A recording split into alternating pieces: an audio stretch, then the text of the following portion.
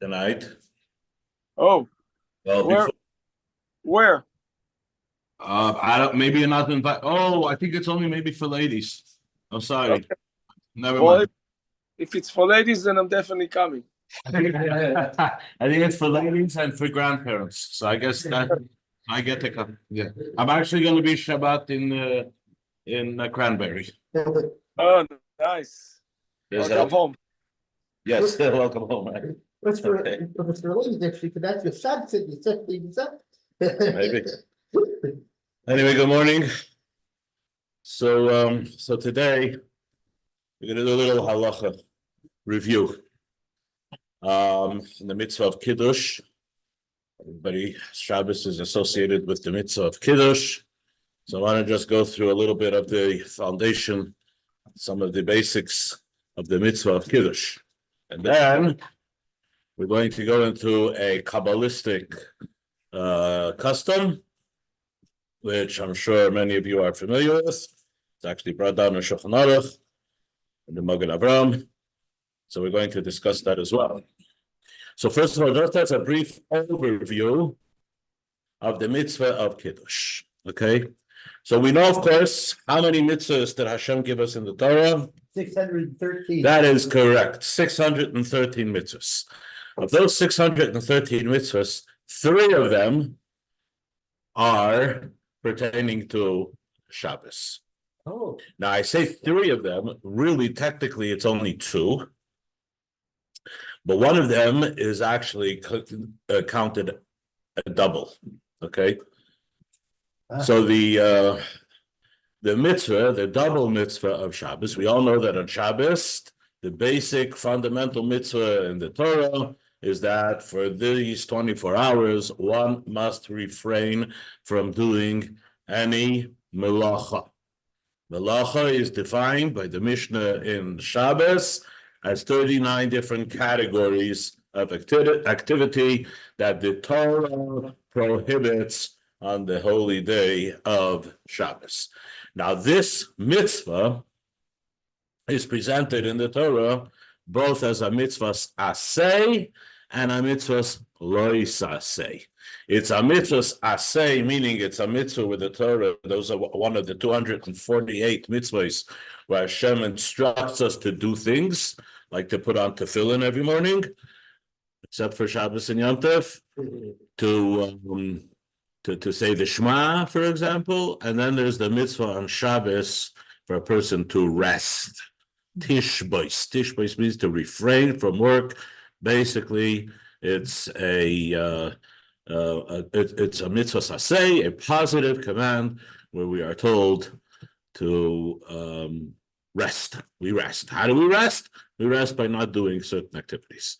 But then the Torah also expresses it as do not do melacha. So now it means, practically speaking, it's exactly the same thing, but because the Torah expresses it both in the, I guess, kind of like the affirmative, and also in the negative, do this, rest, do not do work, it's actually counted as 2 mitzvahs. Okay, so, and there are other examples of this as well. So of the 613 mitzvahs, some of them, by doing the mitzvah, you're actually doing 2 of the 613 mitzvahs. There is absolutely no distinction between the 2. Oh, excuse me. We're going to need a tissue. Hold on 1 second. Yeah.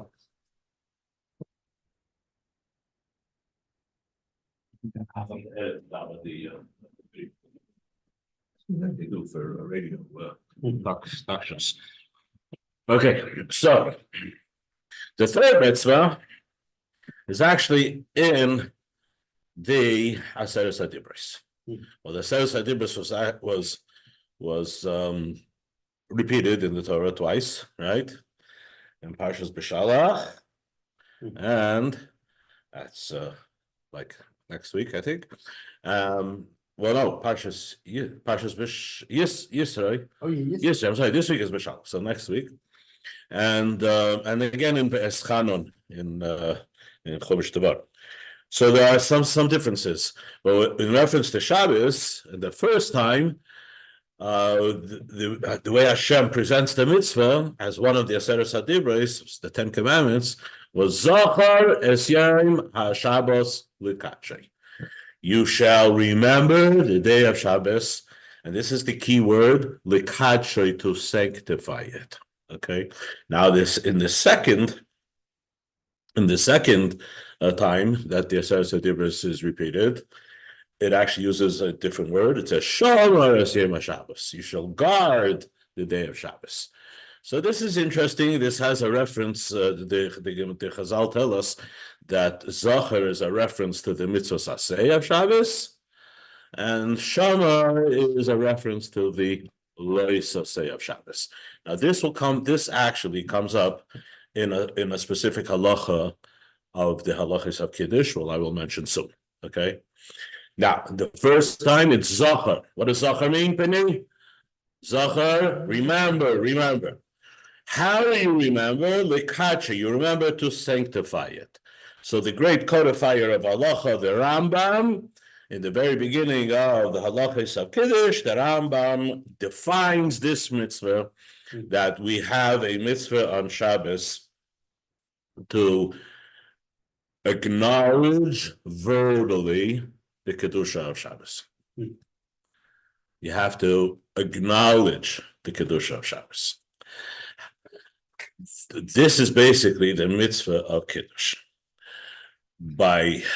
So technically, one has met his obligation of performing this mitzvah if he mentions the Kedusha of Shabbos. And because we daven usually Kabbalah Shabbos before we come home to make Kiddush, right?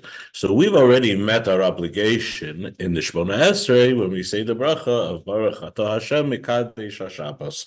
We have, in that bracha, we have acknowledged the Kedusha of Shabbos. So we've actually met our obligation for this mitzvah. The Chachamim, however, they always like to put trimmings on the mitzvahs, right? Yeah. And all for very good reason. And the reasons are generally reasons that are things that actually are very reasonable to us, right? They did it for reasons, basically. Something you can't say about the mitzvahs of the Torah. The mitzvahs of the Torah, this was Hashem's will. Hashem told us to do it. Some of them we have a little bit of an idea why, right? And even those, we accept them regardless, right?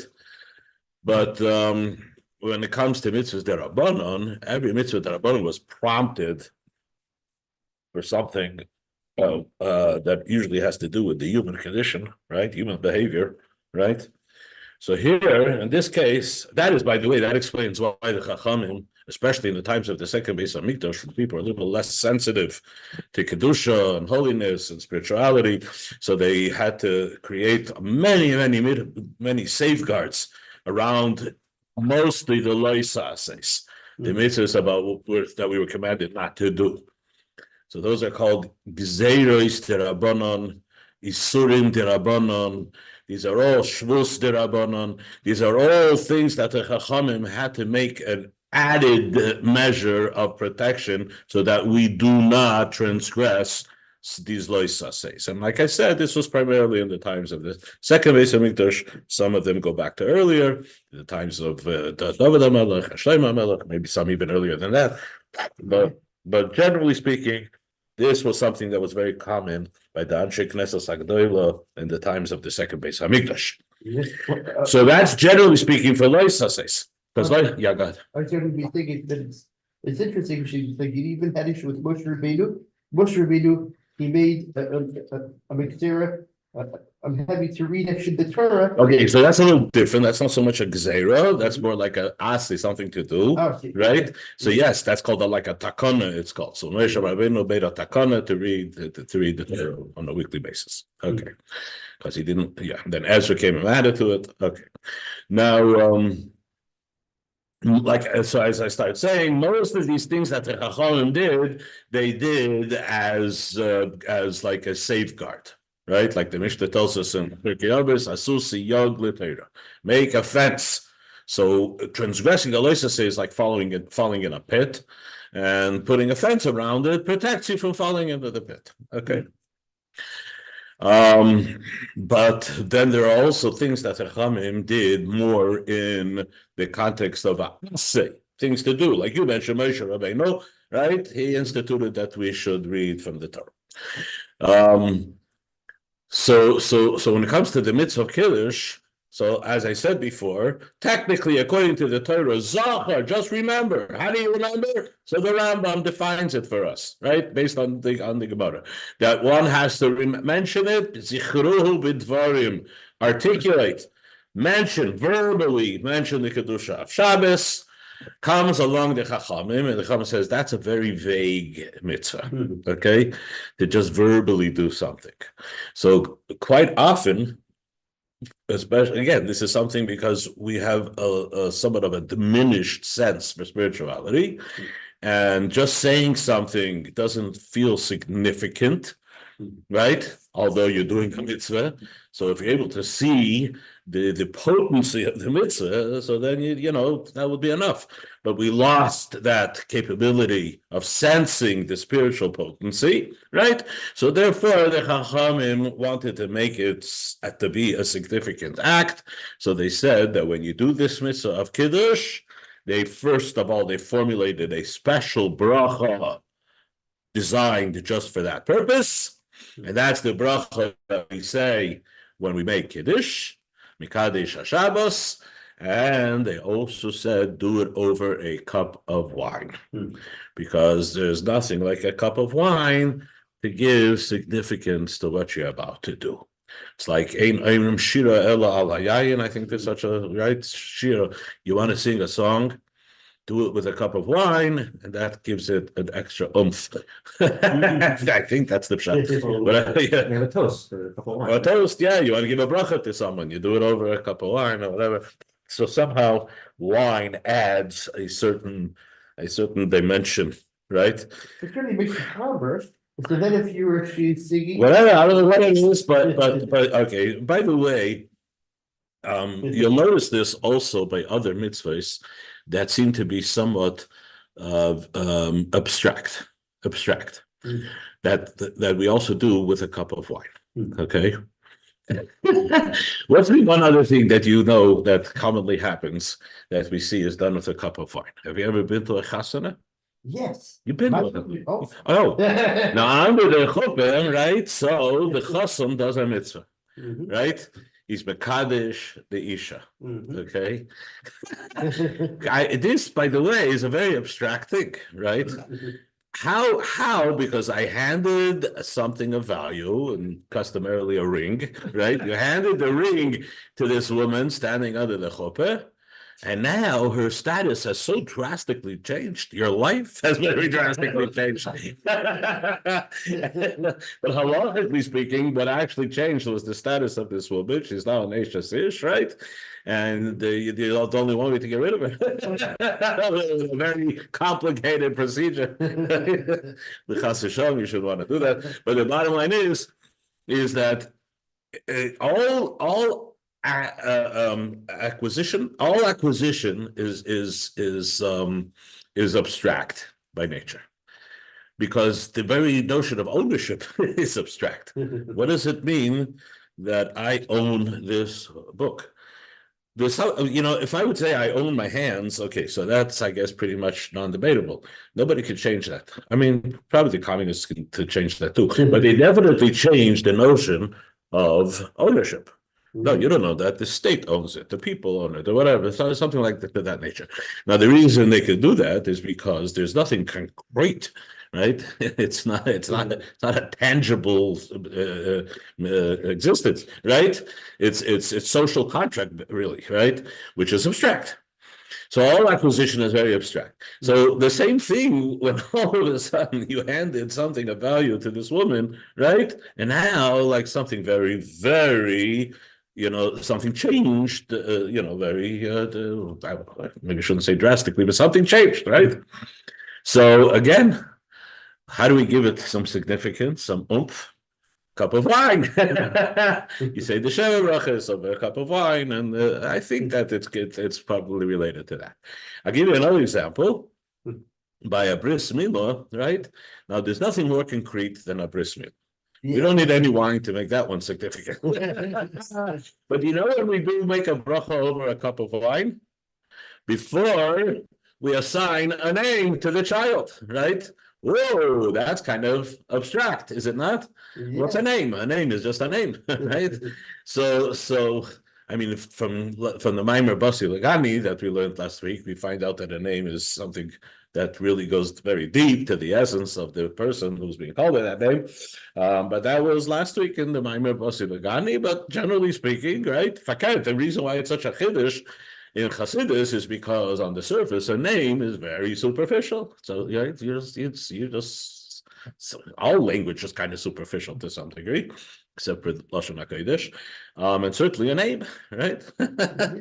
So you can make up a name if you want. Anyway, so again, what do we do by the bris? Drink a cup of wine, right? Yeah. Drink a cup of wine, and then you give the name. So that I think that's another example where we find the custom. By this, these are all my own thoughts, by the way. I haven't seen this anywhere, but I just made this association in my own mind.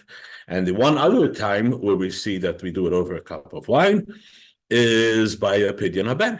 Now, pidyon haben is really kind of strange, you know what I mean? Because there you're not even acquiring something.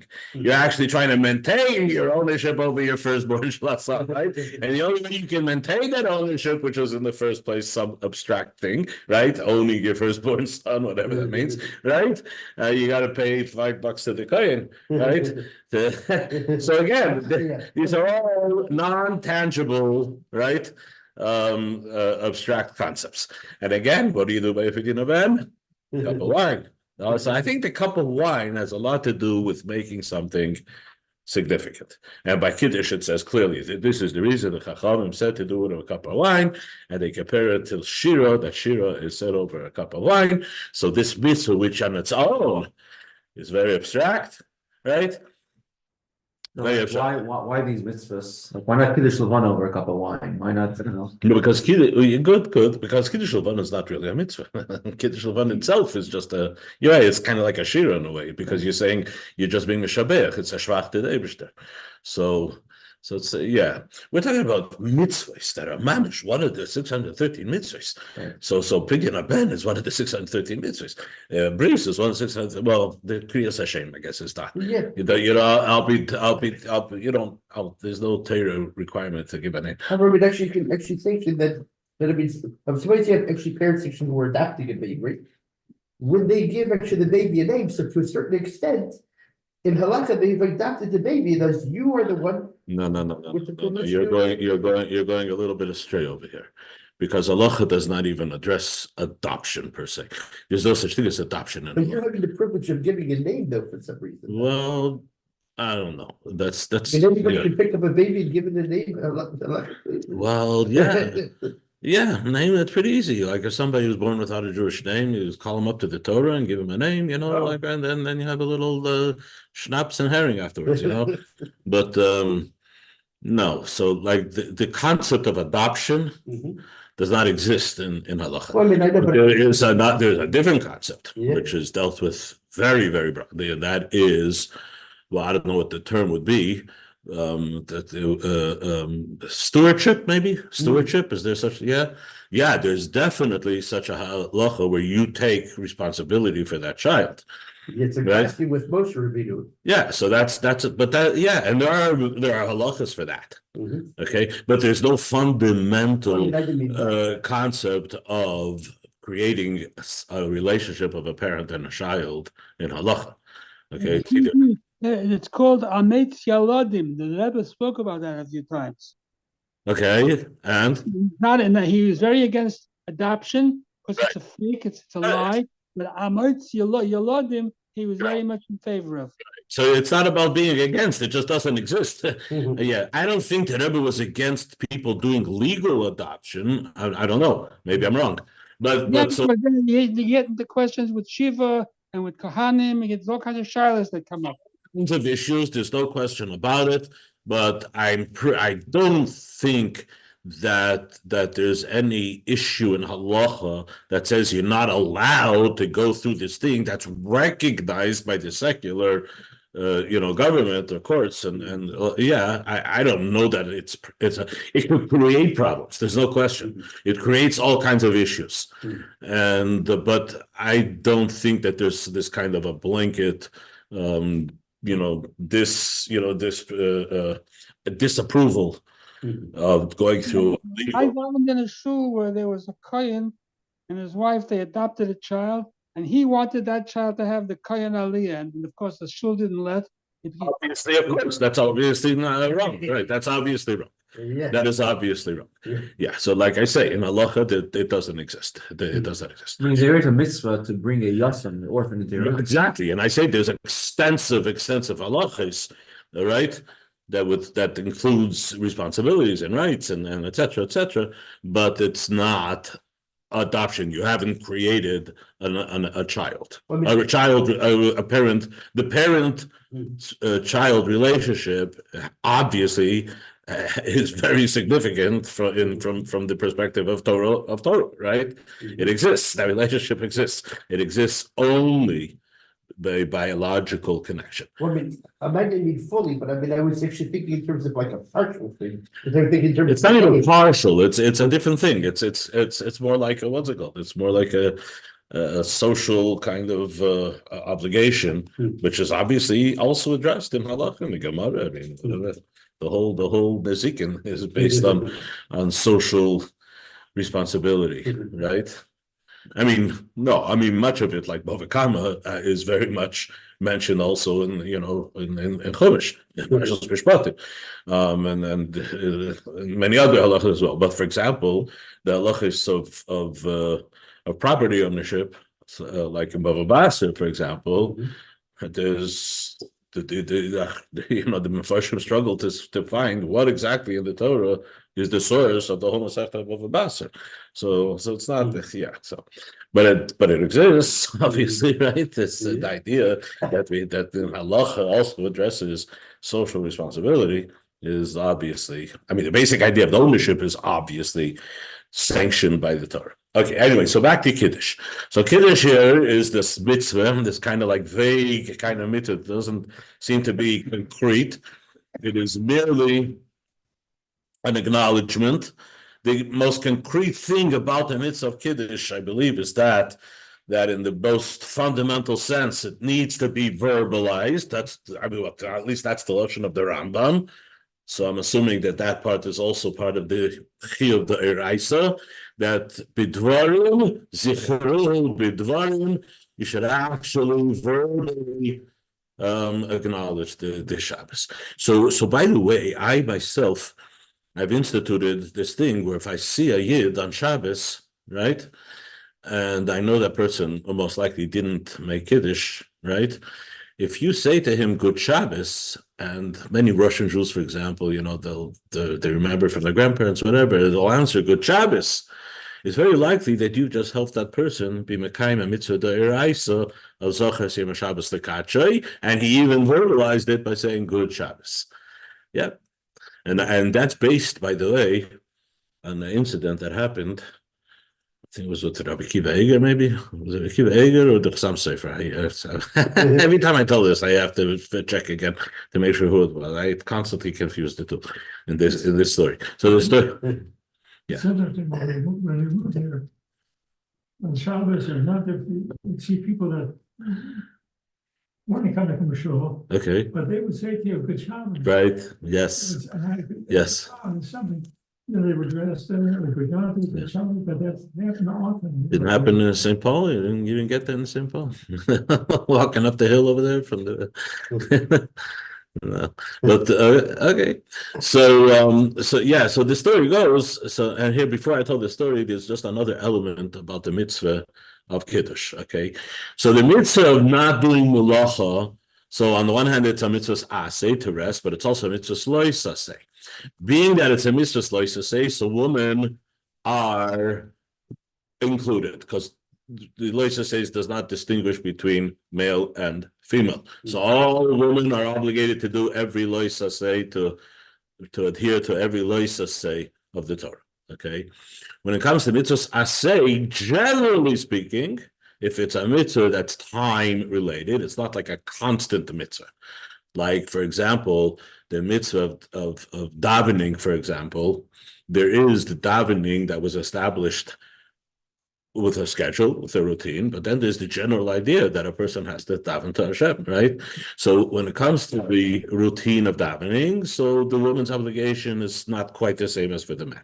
But for the general mitzvah, right, they're obligated to daven. And in a way, they have an advantage because we're kind of stuck with the davening, which is reading out of the Siddur. But the women, because in the first place, they're not that so much, right? So they daven from their heart. They use their own words, you know what I mean? So in a way, it's kind of like more original, I guess, in a sense. In any case, so when it comes to the mitzvah of Kiddush, though, right? Kiddush is a mitzvah aseh, something to do, right? Verbally acknowledge the Kedusha of Shabbos. In this case, even though it's a mitzvah aseh that's time related, because you only do it on Shabbos, it's not a constant mitzvah. So women should be exempt, right?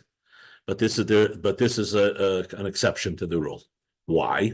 And it's based on the term of Zohar Shem Shabbos L'Kachay, which in the second time of this Eretz Hatzvi-Bais, the word changes to Shomer Shem Shabbos L'Kachay.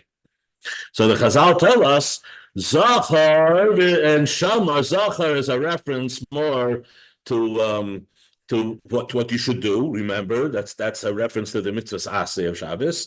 Shomer, be careful, don't do what you shouldn't do, right? That's a reference to the lois aseh of Shabbos.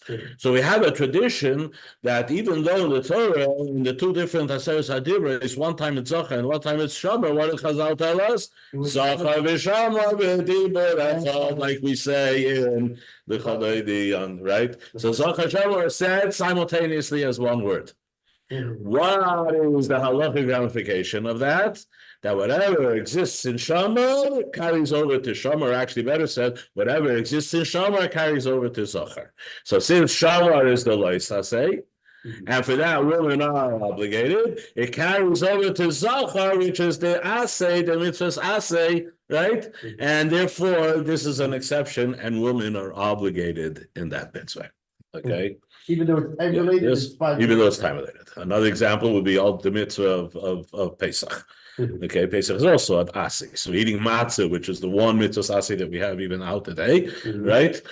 And that women are obligated from the Torah, right? And once they're obligated in matzah, so then they're obligated in all the other additions, like the Mara, which now is only the Rabbanon, and all the other minhagim, and so on and so forth. Everything that has to do with the Seder is all really, it kind of branches out from the mitzvah of matzah in this sense, and therefore they're obligated. So there are a few exceptions, right? They're not obligated to sit Nasukkah. There's no exception for that. There is, though, I should mention, maybe as a footnote, that there's what's called mitzvahs that they took upon themselves. Okay? They took upon themselves certain mitzvahs. So, for example, even though Sukkah they didn't take upon themselves, but the mitzvah of the Dalit Minim, the Lulav and the Esrog, so really women are obligated, but it's not so much, not as a mitzvah saseh of the Torah, not even with the Rabbanon, but it's more as minhag.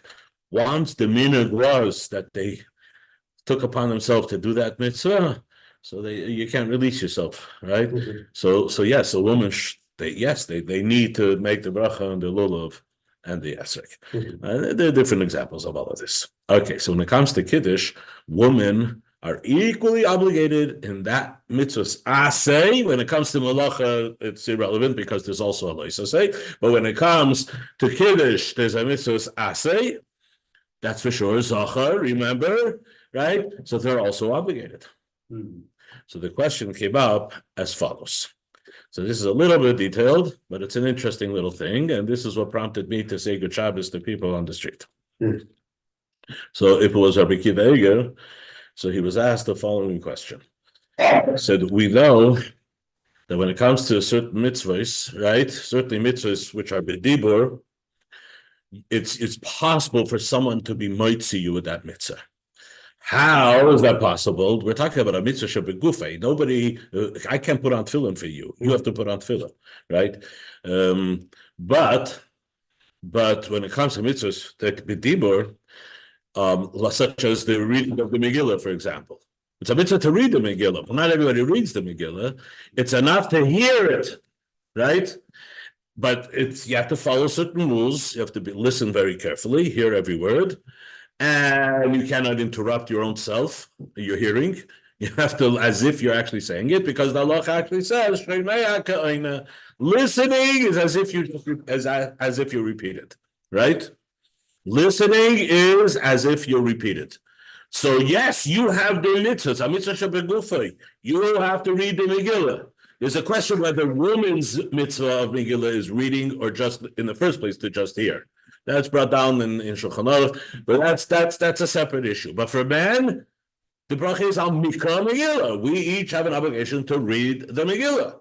But if somebody reads it and you follow all of the conditions, he has a mind to be moitzi you, he has a mind to include you, you have a mind to be yotze, and you listen carefully. I mean, the Megillah, there's another reason for hearing every word, but just for the mitzvah to be yotze the mitzvah, as if you actually read it yourself, shemeya ka'oina. Listening is as if you are actually repeating.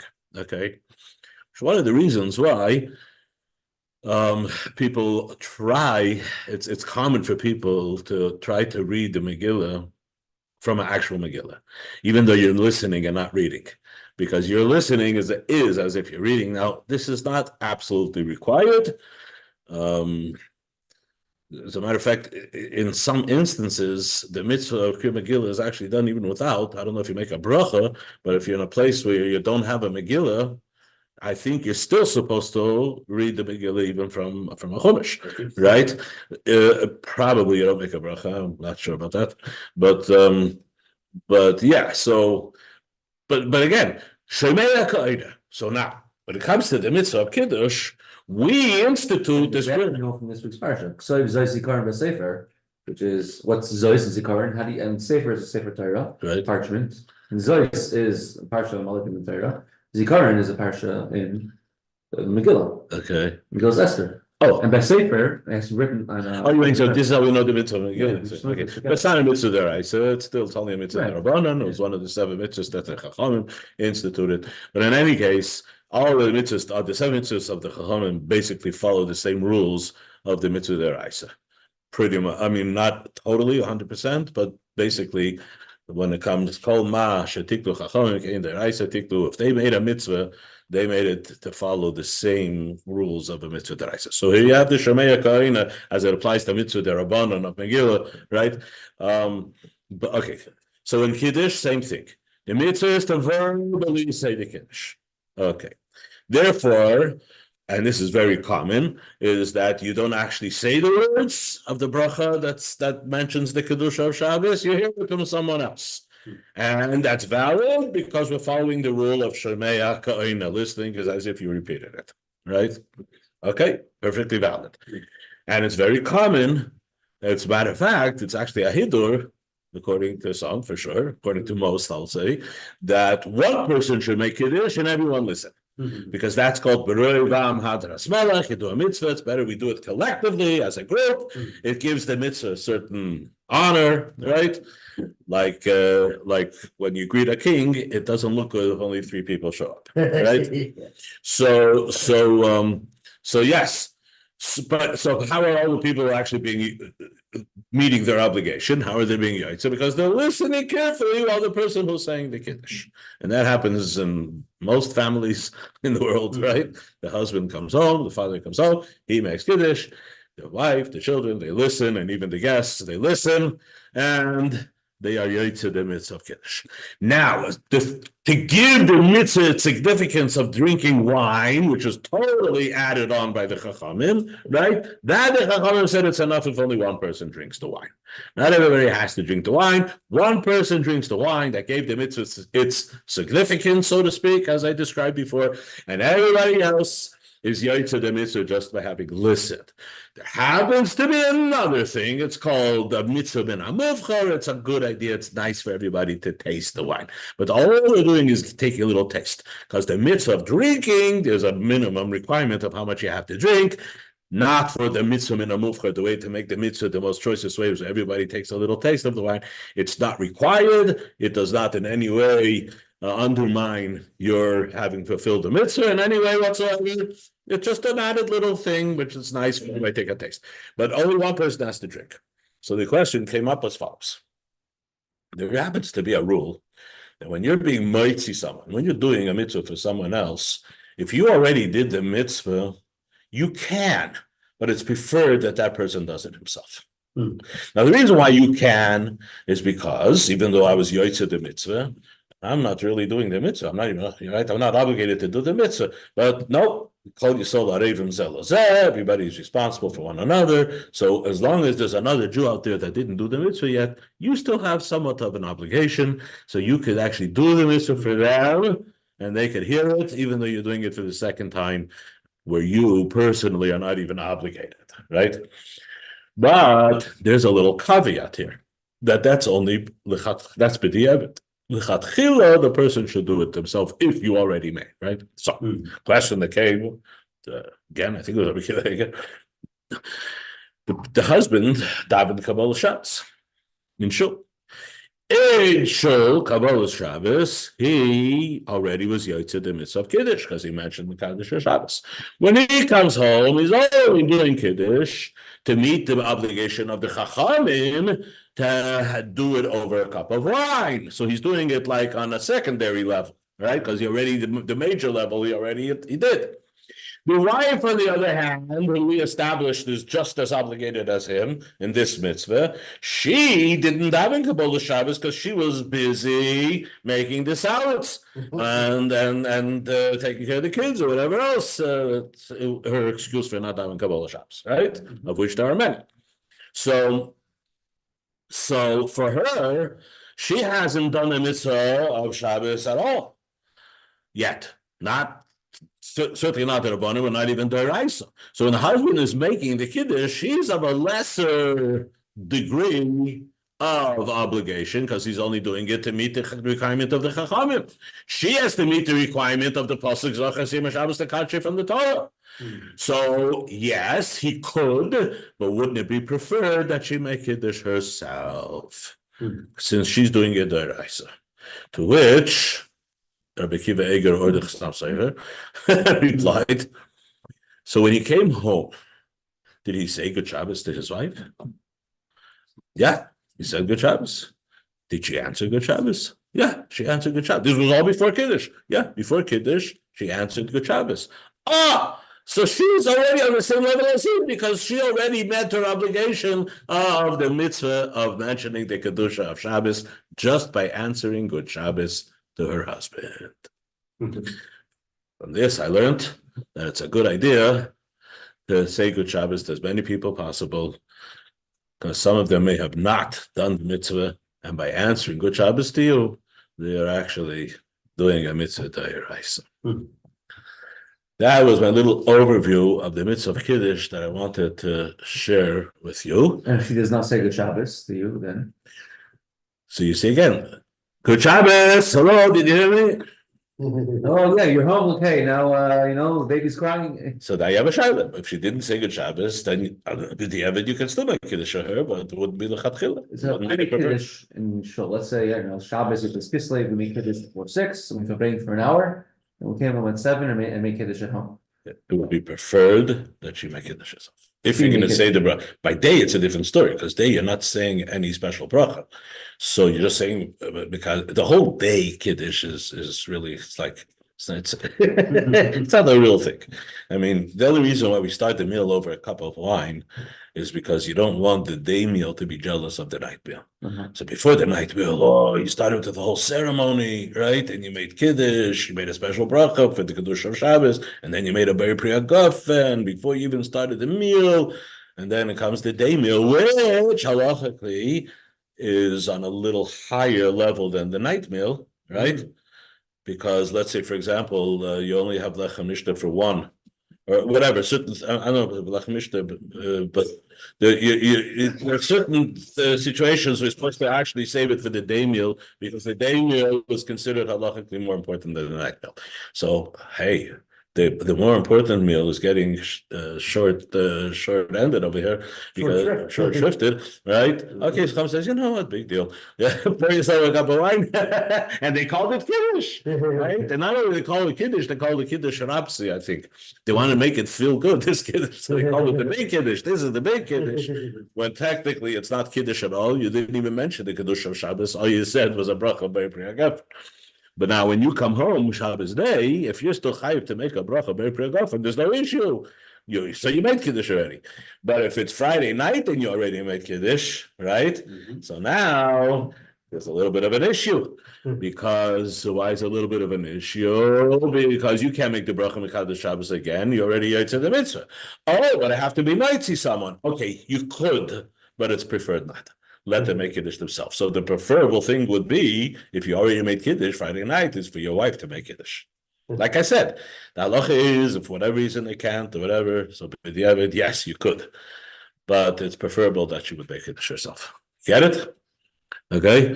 By the way, I had this question just a couple of weeks ago because the girls, they Friday night in the dormitory next door to yeshiva, or next door to your parent, right next to the next house in the corner. So they eat Friday night, they eat their Shabbos meals, they prepare it themselves, and they like to eat it themselves, and so on and so forth. But for whatever reason, somebody usually comes and makes kiddush for them. A man, that's kiddush. Yeah, it's so totally not necessary because a woman can make kiddush just as well as a man can make kiddush, right? So I had this issue that I went with my wife. But there were still people home who needed to hear kiddush. My daughter bracha, or I think we had guests, And when I was going to go home, I was going to need to make kiddush again. So I actually, and this is a eitzah that's given, is that I made kiddush, right, for the girls. But I had in mind that I'm only making the kiddush for them, and I don't want to be eitzah. I did it. Now, maybe it's not the best thing to do, but I think I met all of the halacha rules. But I couldn't drink the wine because since I wasn't being Yotze Kiddush, you're not allowed to drink before Kiddush. Yeah. This is actually brought in the Shulchan Aruch. So I couldn't drink the wine. I said, no problem. I'll make Kiddush. And somebody who is being Yotze by listening, they will drink the wine. Besides the little bit that everybody takes a taste, the 1.5 ounces that you're required to drink in order for it to be considered that you made kiddush over a cup of wine. So that's what I did. I made kiddush. I had mine not to be yotze the kiddush because I wanted to make kiddush again when I get home. And somebody else drank the wine over which I made the kiddush. Someone who was actually part of that meal and being yotze, and hence. It's sometimes a good idea to know halacha a little bit because that will help you in a situation like I just described. If they're going to drink the wine, they have to make. As well. It's also an interesting thing because generally speaking, what's called a brichas a mitzvah, brachas that you make for mitzvahs, either the bracha before a mitzvah or the bracha itself is a mitzvah, like the bracha of Mekadosh Shabbos. That you could definitely might see someone else. But if it comes to birchas hananin, like you make a bracha before you drink a cup of water or a cup of juice, right? The only time you could be might see someone else is if you yourself are also being nana. It's a special halacha for birchas hananin. So the ber priagafen bracha is kind of birchas hananin. That's for drinking the wine. So how could you be mighty someone if you yourself are not drinking? The answer is that the ber priagafen of kiddush is different in every birchas hananin. Because it's considered part of the mitzvah. So it has the status of a birchas mitzvah in addition to being a birchas. Yeah. Because there's other places, like in stores, which start off with a gafen, right? They don't do Yom Shishi till after. Yom Shishi has nothing to do with Kiddush. No, but of course it starts with the gafen. Everybody. Well, it's a machlokes, it's a mishnah. It's a machlokes, it's Hillel Shami, no, or Hillel Shami. I don't remember. But Yom Shishi, by the way, is irrelevant Yom HaShishi, the only reason I added Yom HaShishi was because we're saying Eidos that Hashem created the world. And you said it in Shul, but when you come home, the Bnei Bayis weren't in Shul. So they wanted the Bnei Bayis should also say, you'd be made that Hashem created the world. Sometimes it separates Hadafen from the bracha of Kiddush. They put a Yom HaShishi in between. No way. No? No way. Can't do that. No way. No way. No way. Hadafen is always next to the mitzvah. Yeah. As a matter of fact, the mitzvah of Kiddush, and this is one more detail about the mitzvah of Kiddush, the mitzvah of Kiddush is basically at night. It's actually better to do it as soon as you come home, the beginning right of the night. Shouldn't push it off. But if you didn't do it at night, you can still make it up by day. So let's say you didn't, for whatever reason, make Kiddush at night. The next morning, or the next whenever, well, if you want to eat breakfast, you're going to have to make Kiddush. But let's say you hold out until the meal. So instead of just saying very priyagofen, you're also going to say the mitzvah b'kadosh Shabbos. But you're not going to mention Yom HaShishi because that's already irrelevant. That was when the 6th day ended, which was the night before. So you don't say Yom HaShishi. I remember, By the daytime, you have to drink the wine to be as someone else makes. You still have to drink the wine for the Kiddush. I'm telling you, the Chachamim called it Kiddush. It's like you say, don't call it a doll, call it a, what's it called? Call it an action figure. Yeah. So in this case, the Chachamim used that psychology, so to speak. They literally called the daytime bracha over a cup of wine. They called it Kiddush, and I think they even called it Kiddush Rapsi, the big Kiddush, right? Something like that. Because they didn't want the day meal to feel different than the night meal. That's literally, I mean, there's many mitzvahs like that with the Chachamim instituted things just for, like for psychological appearance or whatever. I don't know. Maybe I'm speaking whatever, but I'm apicursus. But in any case, it's but yeah, for sure, there's no actual Kiddush Hayom. There's no Kiddush Hayom taking place. Right, the only saying very often. So it's not a birchas mitzvah, it's a birchas and so it might be it is a birchas mitzvah because the coming on the second that you have to do it. You have to do it. You can't start the day meal without making bracha of a cup of wine. So it actually acquires the status of birchas mitzvah as well. To make a bracha for someone else without drinking wine. Yes. When I taught this many years ago, I thought of a scenario that if, let's say, I go to be a balkoner in the old age home or summer, right? Mm-hmm. And afterwards, do you want to make Kiddush? It's by day, right? And you don't want to drink the wine because maybe the hechsher wasn't, or another issue is after Kiddush always has to be done together with a Suda. That's another thing I should have mentioned. With a Suda. So a Suda could be even a couple, anything you make mezainis. Let's say you don't want to eat the mezainis because it's not pasisel or something, right? So can I make Kiddush over a cup of wine and not be Eretz myself, have someone else drink, right? And then, go home and make Kiddush. The answer is yes. Yes. Especially like in a situation like that when the people there maybe don't even know how to make Kiddush themselves. They can't make a bracha wine. That's a lechatchila already, right? In other words, the reason why it's called a b'diavad is because you should only do it if the other person for some reason cannot. Okay? That's where b'diavad becomes a lechatchila. Shasatchak, b'diavad becomes a lechatchila. Okay. Anyway, so I didn't get to the Kabbalistic element. So next week I'm going to be in New York. Oh, yes. Well, I remember as a small child, I was younger. I don't know, very young, because it was in the house before we moved into our house, I was 5 years old at the time. So I remember I have older sister, Rabbi Altein's mother. Right, Rabbi Yisrael Altein's mother, it's my sister, and I remember she was sick or whatever, and she fell asleep Friday night, and she didn't hear Kiddush. So my father had the job, like all good tatis. Mommy gets to sleep in Shabbos morning, and you feed the kids breakfast. So my father is getting us ready breakfast, and they were in the kitchen, right? This is when we lived still on Douglas Street, and I remember my sister was crying, and she didn't hear Kiddush.